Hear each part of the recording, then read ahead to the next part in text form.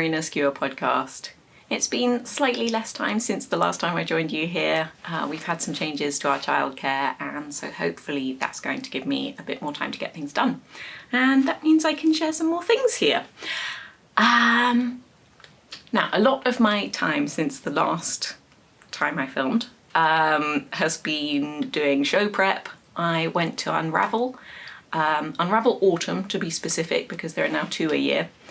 And I was exhibiting there last weekend, which always involves so much prep, so much dyeing, just endless dyeing of yarn. And so I had a lovely, lovely time with my friend Kat. If you've seen her podcast, it's a really lovely one, and she's just such a delight to hang out with, and she brought so much joy to what was just a really, really hot weekend, and trying to sell people woolly wool when it's over 30 degrees and you're standing next to a south-facing window is a whole thing. Despite that, I really, really enjoyed the show. I managed to chat to loads of lovely people, and so now I'm in full making mode to try and catch up on all the things that I put off while I was getting ready for the show. And so the main big thing is that this jumper is lapidarium, and I have just released it. I released it in time for the show, so that people would be able to get some yarn for it. Got some really lovely colour combinations together for people, which is just, I really hope I get to see those knitted up, because they're going to be really, really beautiful. I will point out that this is not my jumper. I made it for my husband, and it is therefore 2 sizes bigger than I would have made for myself. But I thought I would wear it just to show it off, and although it's not fitting as it's intended to, it's meant to have a little bit less positive ease. I actually really like it. I'm enjoying the slouchy, comfy vibe, and I have been doing a lot of sitting and knitting, and so it's just really nice for cozying around the house in. Obviously he will have dibs whenever he wants to wear it, but until I make my own, I might end up wearing this one a little bit. So I call this jumper lapidarium, which is very specifically a word for where cut gemstones and stones are kept. And so I believe, like in a museum, if you have an area that has a lot of examples of stones, that would be a lapidarium. Also, slightly highfalutin word for where you might actually cut stones. And the idea is that it was both the design, how I've put the colour work together with a lot of sort of diagonal geometric lines, and the colour choices I've made, where I've gone not quite monochromatic, but very much in the blue-green area. And it just kind of felt like the way gemstones refract light. And so you have little highlights and then darker lower light, depending how the light hits it. And so yeah, you might know, I like my slightly silly pattern names, but it seemed to really suit it. So I am intending to make one for myself. I have a lot of knitting on, some of which I'll probably show you some yarn, really. I would really like to make one of these for myself, and I've got together a couple of colour combinations that are very different in terms of vibe. And so the first one, if we're going for the bold and bright, so this turquoise is the same as the turquoise that we've got here. This is teal on the sunny base. So this is my Mendip DK yarn, which is lamb's wool sourced from a farm on top of the Mendip Hills. And it's just a really nice round bouncy yarn to knit with, and I just love, like, it's designed to be good for colour work, so I particularly like the way it works up for colour work. So this sort of, these two providing a really bright pop. So this is teal and this is ore on the sunny base. Ore like O-R-E, like iron ore, because in certain parts of the West Country there's a lot of iron in the soil, which makes it go sort of really amazing pinky red colour. And then these ones would be darker and sort of moody. And so I think these would be the contrast colours in the yolk.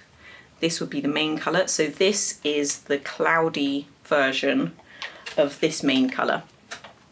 So this is on the sunny base. The cloudy base is a darker grey, and so it's darker and has more like heathery detail to it. And then this is fox, again on the cloudy base. And I think I would consider using that as what I've got as the sort of green for the main contrast colour that runs throughout the yolk here. But I could swap it around and do this as the main contrast colour for the yolk. So contrast colour 1 in the pattern. And so have cool background colours and then warm like contrast colours. Could be really interesting. And I just love this really like strong, warm, cool contrast. So like the warm colours will really pop against the cool colours. Option 1. And then option 2 is something altogether more sort of autumnal, so seasonally appropriate. And that's this one, which I'm really, really keen on, and I've actually been thinking of for about 6 months. It's not necessarily exactly this combination, but again, we've got a bit of warm, cool contrast, although it's less pronounced because the cool ones are the greens and they're slightly warm greens. But the whole combination is a lot more muted. This colour combination is kind of inspired by a brackeny, heathery hillside, but when it's sort of late winter, everything's kind of dead. The grass is just beginning to grow again. And maybe you've got some like gorse or some lonely pine trees. And then you've got that kind of the dead bracken that is really just brown, but against the green, it ends up almost having a pinky shade. It's that kind of vibe. And I really like it. I think I need to do something along these lines. So these colours are, again, we've got 2 on the sunny base. So this is clay, this is beech. And then these on the cloudy base are yew and sage. So yeah, I think I'm leaning towards this one. And then I might do something with this combination. Maybe this for another design. We will see. I will actually show you. Give me a second. Should have got this ready beforehand. So I have some copies of the pattern printed up to take to the show with me. Usually I don't have my patterns available printed because I have lots and lots and lots of patterns now, and it's just lots of printing. The Magnificent Ben modelling his jumper the way it should be. And then included in the pattern is, I hope you can see that okay, a colouring sheet, which is just on the back page. And that's included in the PDF pattern as well. And the idea is that if you get the pattern, you can print that page as many times as you want and colour it in to try out different colour combinations. Or if you're feeling a bit lazy, you can like colour in just little sections of it to try out different colour combinations. Yeah, and I hope that's a way to sort of visualise how the colours look together. because you can swap around the placement of them. You can do more or fewer colours. So you could do it with as few as 2. So you would, instead of having this blue and this turquoise and this white, you could just have those all be the same colour and then have the single colour, like the main contrast colour, so contrast colour 1, and just have that, and it completely changes how the design looks. And I'll put a link to the Ravelry projects page in the description below, because some of my test knitters came up with really nice, interesting colour combinations. And yeah, it just really, there's a lovely naturally dyed version with lots of plant dyes, a main sort of pale pinky colour, which I guess might have been avocado, but I'm not sure, with some like pale blues, and then a section of really, I think is a really dark blue. It's a very dark colour either way, and it's really striking and lovely. And that is by Ala, who is Harvested Hues on Instagram. And then, yeah, there are some beautiful combinations. So if you use Ravelry, do go and take a look, because it just really changes how the design looks, and it's loads of fun. So yes, if you're interested in getting the pattern, it's available on my website and on Ravelry. And there's also yarn on my website. There's lots of yarn dyed up. Some colours have sold out at the show and things, but there's the dyed to order option available. And so if you need more quantities of colours that aren't currently available, I can dye those up for you, and it just adds like a week or so to the shipping time. And yes, I think that's all I have to tell you about this. I love it and I want my own. So another thing I did in preparation for Unravel is I finally got my act together and had some of my illustrations printed on greetings cards. And it's something I've been meaning to do for probably almost a year, but I've got there. And I'm really, really pleased with them. And I've got some left, and so they're going on the website. And so I shall show you. So the first one is a sheep. This is the sheep that is on my Mendip labels. So I did the illustration for that years ago, I think about 3 years ago. And the sheep is one of the flock that the wool for the Mendip yarns comes from. So it's a Shetland sheep with these really cool striking face markings, and they're quite big cards because I wanted there to be, well, they're blank on the inside, just loads of space for writing, whatever you want to. Or I know that some people might like to use them as prints. This one is a lot more bold and striking, but the other ones are a bit more detailed, and I wanted that detail to show up. So that is your sheep, and they come with envelopes. All of the paper is recycled. The paper for the cards is FSC certified, and the envelopes are recycled craft paper. So this one is an illustration I did for Making Stories magazine that came out this time last year, I think. And so the rights have come back to me, and it's just like that super cozy vibe of sitting next to a campfire in the woods by a lake. And I like the cozy vibes. So yeah, it's slightly awkward talking about my drawings because it's not something I do that frequently anymore. I've been drawing for years and years and years, and I love drawing.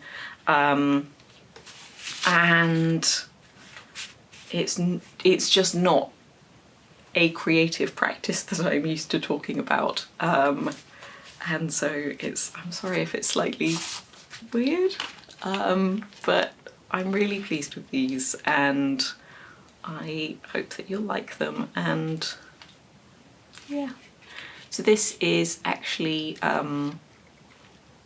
where we used to live. There was a little copse that in the spring was full of wild garlic and bluebells, and in the winter was just sort of bare hazel branches and coppiced trees.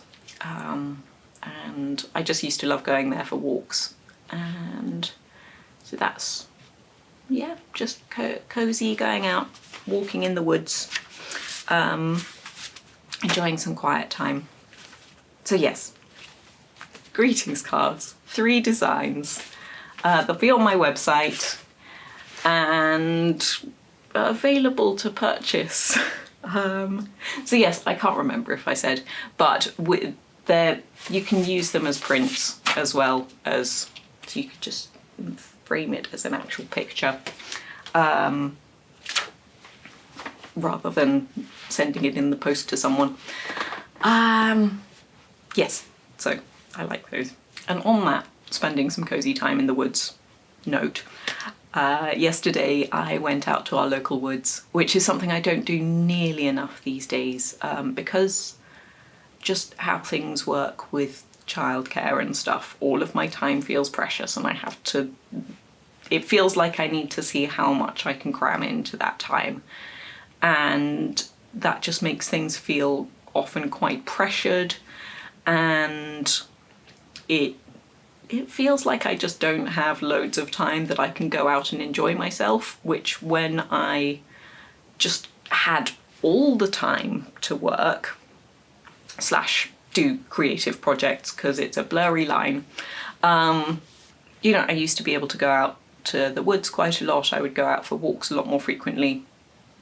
But now it's sort of, that is time I could be doing more useful things, or I have to take a toddler and that's chaos. And so we do go out for walks, but it's just a very, very different thing. That's a case of, no, please just stop playing in the gravel by the side of the road. Like, it's not relaxing.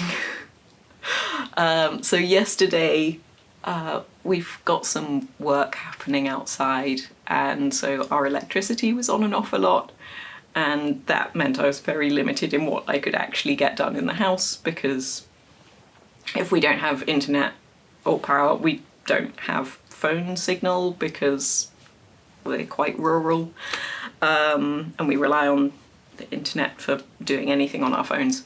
So I decided to go out and actually go for a nice walk, spend some time in the woods. And I did take some sample knitting with me, which I'm really enjoying. I will show you the yarn for that. It's this one. The yarn is Pebble Island by Rowan. It's a Falkland Islands wool. It's not specified what it is, as in what breeds, so I think it's probably a blend, but it has a sort of Merino Corriedale feel to it, and those are breeds that are quite common there, maybe some Polworth or something. It is very, very springy, and I'm usually not a big fan of merino, but I'm really, really enjoying working with it, and it helps that it is a colour that I absolutely love. It's pumpkiny and gorgeous, and I believe it is called macaroni. Let me have a look. It's not going to tell me.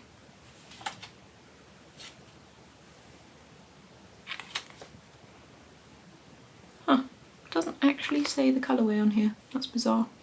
Anyway, it is macaroni. I don't know why I'm pretending not to know that. Kind of penguin, which I believe you get down in that part of the world. And yeah, 50 gram skeins, nice and squishy and fun. This isn't the right swatch. This was on needles that I decided were too big, and so I've sized down needles, and there's a proper swatch somewhere, but it's gone walkabouts. which seems to happen to most things these days. So yes, you will see a little bit of that project in some video, which I'm just going to put in here because I just spent some time knitting on it and, you know, getting covered in moss. It was lovely. I sat there for long enough that the rooks kind of got used to me and stopped shouting at me, and then the squirrels started coming out to play with each other, and it was just very nice and quiet and peaceful and away from road noise and generator noise, which I'm hoping will go away soon.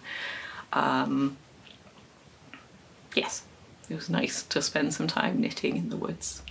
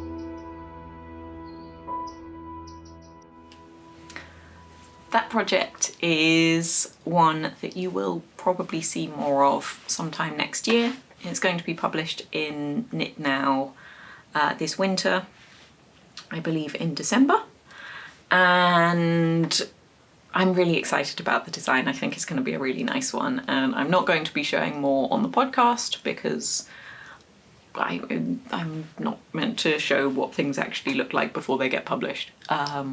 But once the rights revert to me, I'll be self-publishing that pattern and showing it to you in full. Yes, and on the note of patterns being published, I talked a bit last time about the John Arbon annual. Sorry, I'm just trying to find a page. There we go. This is my copy because I have a design in it and I'm very excited. I've had copies of the annual before because I used to tech edit it. I haven't compared, but this one feels really chunky. It's not a tome, but it's getting there. It's got some weight to it and loads of content. 120 pages, that's a lot. It's a thing of beauty. I mean, look at that photograph just on the back page. And yeah, I fangirl about John Arbon textiles every single time, but I just really like what they're doing, and I think the photography they use is absolutely beautiful. And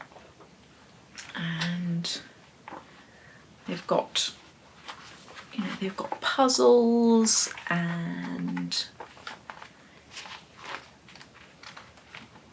meet the mill folk, so you can learn more about the people who work in the mill.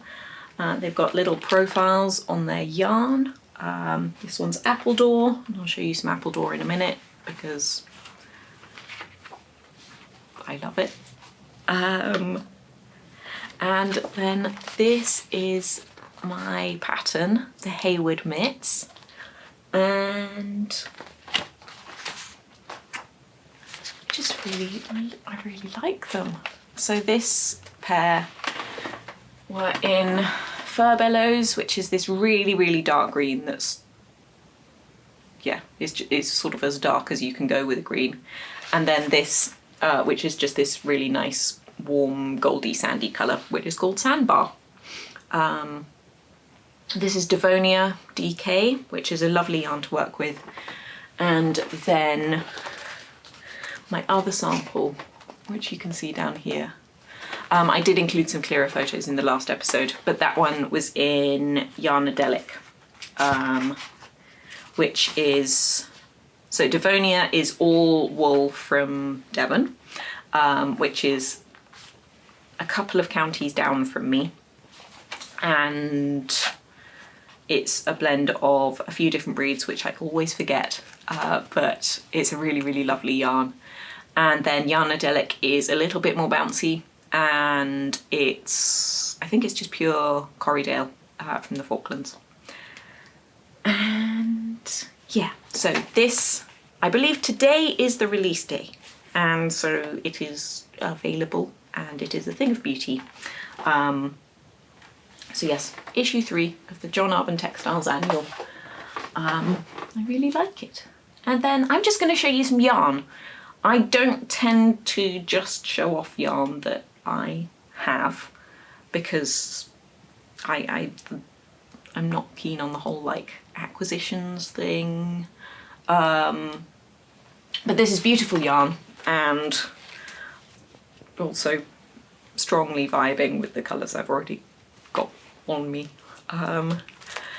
This is yarn that I have been admiring for over a year, and I'm going to be designing with it.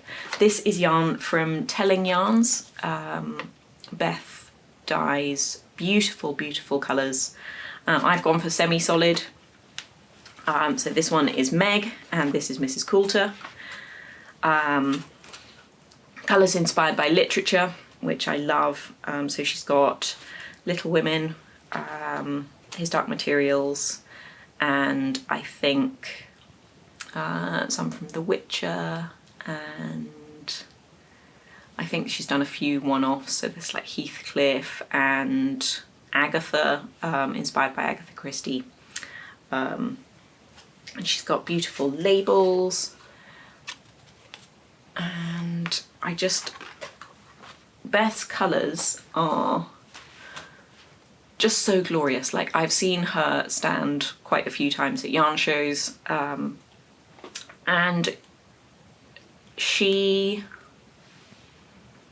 I don't know how to say this without it seeming like I'm putting down other people, which I'm not at all.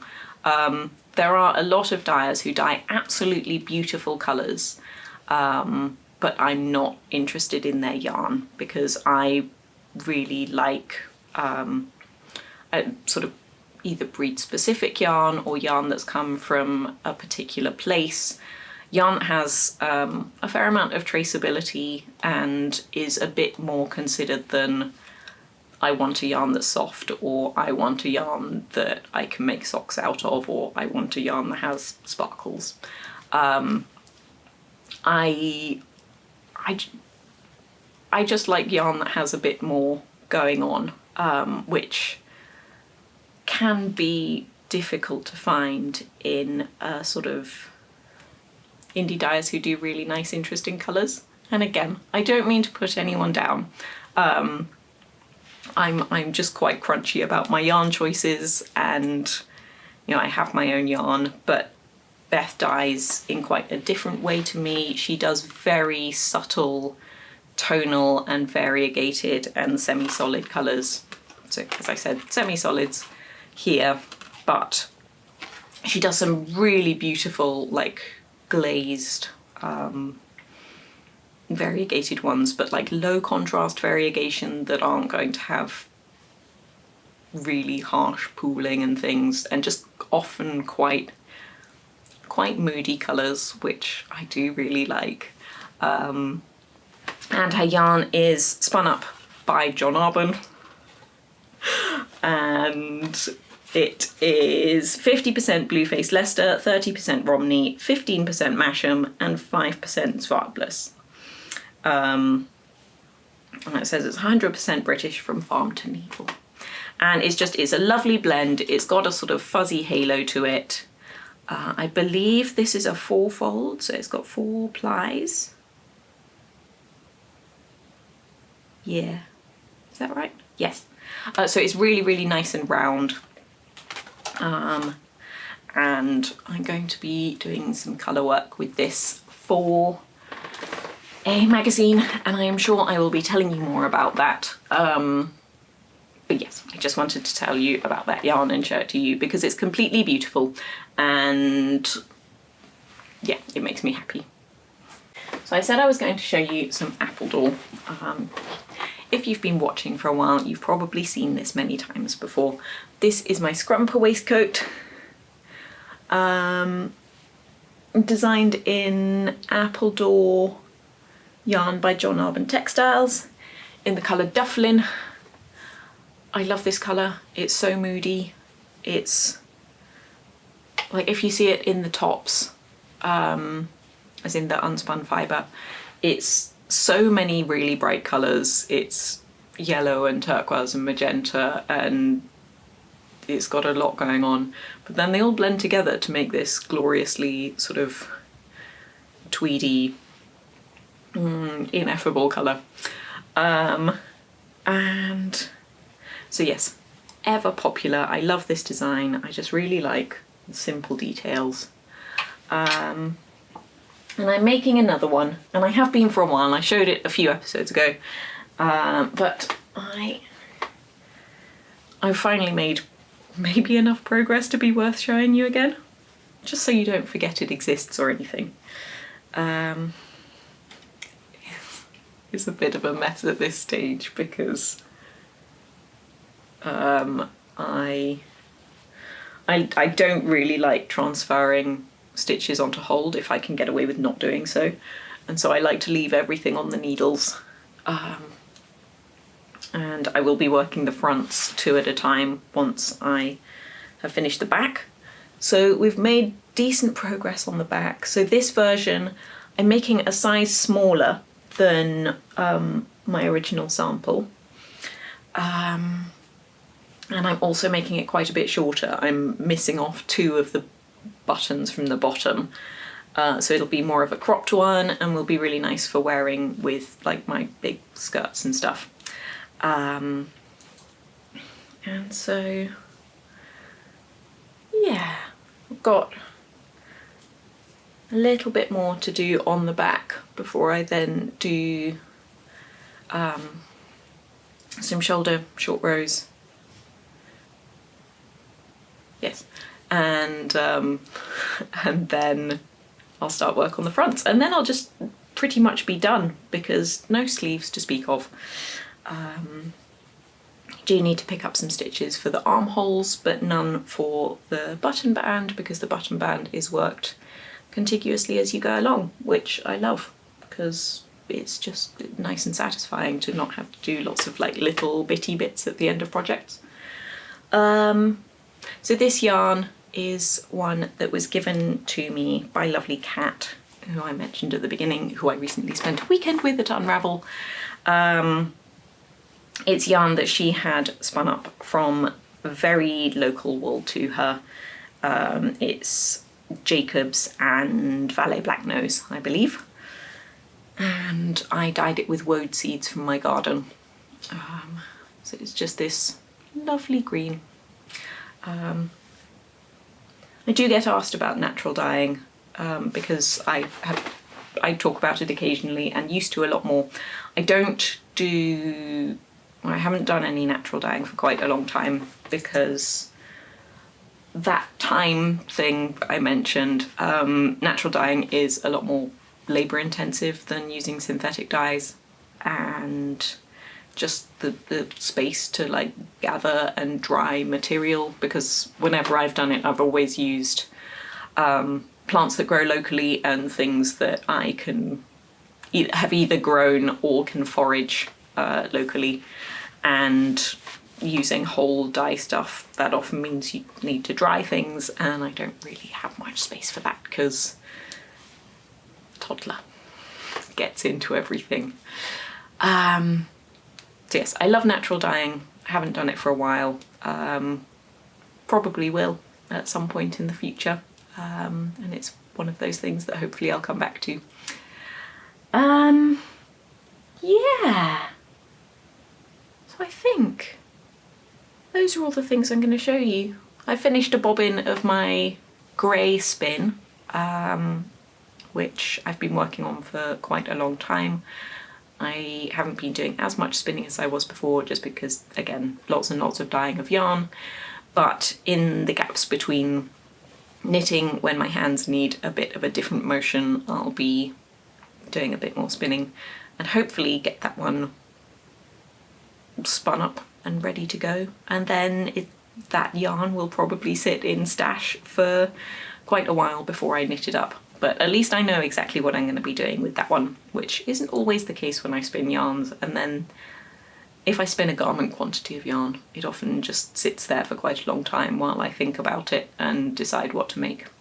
And on the subject of spinning, I just want to thank everyone who provided a really, really warm reception to the wing and wool work blend I came up with. They sold out very quickly of everything that they had already made, and then put it on pre-order, and I know they had to order in more of the specific breeds that are in the blend. It's just really heartening. It's lovely to see people beginning to spin up samples of their blend, and it's just lovely. It's really, really nice to see so many more people spinning. I recently have done a bat shop update, but they're pretty much all gone now, so there's not much point in showing you those. But I will be working on more bats, not immediately, but once I have a bit more time, once I'm slightly more on top of my knitting, too many crafts. Once I'm on top of my knitting, I'll be doing more preparatory work for bats. So I have a lot of raw fleece, quite a good amount of mohair and alpaca, and various sheep fleeces from Fernhill Farm, which is where the wool for my Mendip yarn comes from, and lots of interesting natural colours. So I'll be working on scouring those and preparing them, and then carding them up as I get the time, but it might be a little while before the next batch comes out. Yeah, I also want to thank and welcome all of the new people who joined on Patreon. It's just really lovely, and so if you are interested in joining, getting early access to limited edition products, when quantities might be low, so time is of the essence in getting hold of them. I'm giving early access to my patrons, and there's also loads of other bonus goodies. You get an exclusive video every month. We do a monthly Zoom call, and there's a really nice Discord group. And yeah, it's a lovely little community, and it's really nice to have more people in there. And so yeah, if you otherwise want to keep up with me in between the video times, you can follow me on Instagram and join my newsletter, which is where anything important that happens, new updates and things, goes on the newsletter, because you're not always going to catch it on social media. So thank you very much for joining me, and I'll catch you next time. Bye bye.